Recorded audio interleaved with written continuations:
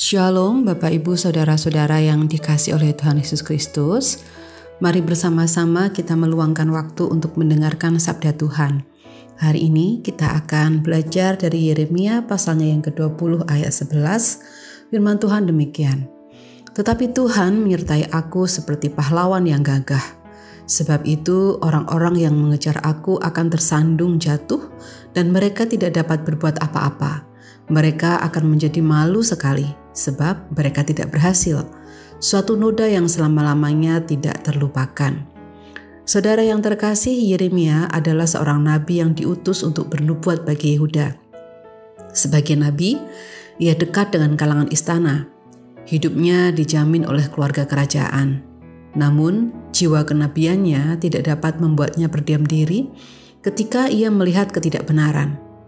Karena itu, ia berani menyampaikan nubuat kepada kalangan istana dan para pemimpin rohani saat itu, mengingatkan bahwa perbuatan mereka melenceng dari tugas mereka untuk menghadirkan kesejahteraan bagi Yehuda.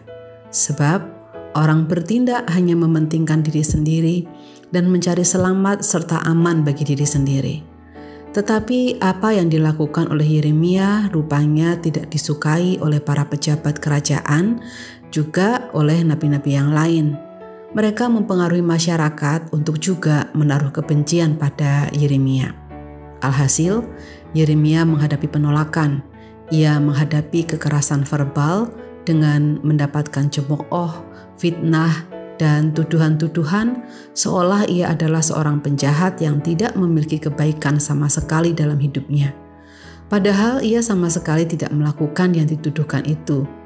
Yeremia juga mengalami kekerasan fisik. Ia dianiaya, diusir dari tempatnya, dan terasing dari masyarakat. Kesedihan Yeremia sedemikian rupa sehingga membuatnya meratapi hari kelahirannya. Baginya sia-sia ia hidup, sebab sudah sebaik apapun yang ia lakukan, seolah tidak ada hasilnya.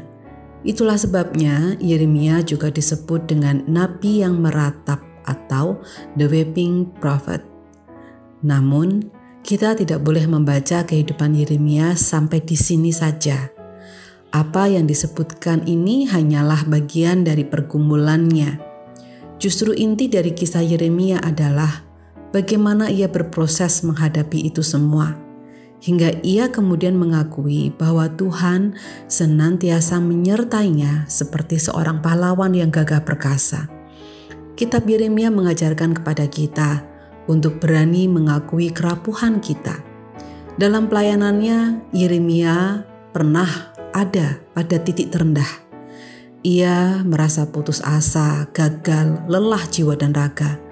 Ia berani mengakui itu dan menjadikan momen terendah itu sebagai sarana ia menjalin relasi lebih dekat dengan Tuhan. Caranya, ia datang pada Tuhan. Ia bicara dengan Tuhan. Ia mengakui perasaan luka, perasaan sedih, perih, kebencian, kemarahan, kekecewaan, dan juga kegeraman di dalam hatinya. Lalu Yeremia meminta Tuhan untuk menguji hatinya. Ia melakukan introspeksi, sebab ia mengakui bahwa Tuhan semesta alam menguji orang benar, bahwa Tuhan melihat batin dan hati manusia, seperti yang ditulis dalam Yeremia 20 ayat 12. Dialog spiritual dengan Tuhan itulah yang menuntunnya hingga mencapai suatu pengakuan. Tuhan menyertai aku seperti pahlawan yang gagah. Saudara, dalam kehidupan kita, seringkali kita juga berada pada kondisi seperti Yeremia. Jika kita menghadapi situasi itu atau mungkin saat ini saudara sedang menghadapinya, ambillah waktu sejenak bersama Tuhan. Tidak apa-apa mengakui kelelahan kita. Adalah wajar jika kita memiliki berbagai perasaan, baik perasaan yang positif juga yang negatif. Belajarlah untuk mengambil waktu bersama Tuhan, mengakui kerapuhan kita. Karena kerapuhan adalah tanda manusiawi kita. Sama seperti Yesus pun mengakui kerapuhannya ketika ia merasa gentar sebelum disalibkan. Akan jauh lebih mudah bagi Tuhan untuk menolong kita ketika kita mengakui kelemahan kita. Ini bukan berarti membatasi kuasa Tuhan, tetapi peran serta kita dalam merespons uluran tangan Tuhan juga memberi andil besar agar kita merasakan penyertaan dan damai sejahtera Allah. Kiranya Tuhan memampukan kita. Amin. Saudara, mari kita bersatu dalam doa. Allah yang Maha Kasih, kami datang kepadamu memohon pengampunan-Mu.